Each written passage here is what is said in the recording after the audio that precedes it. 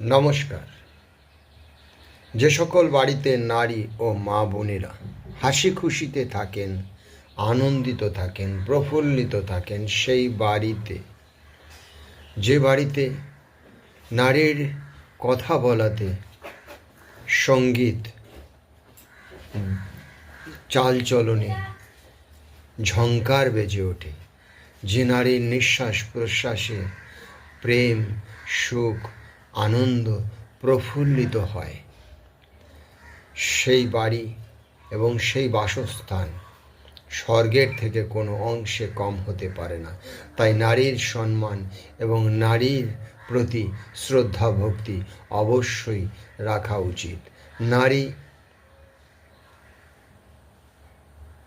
ধরিত্রী, প্রকৃতি এবং নিয়তি।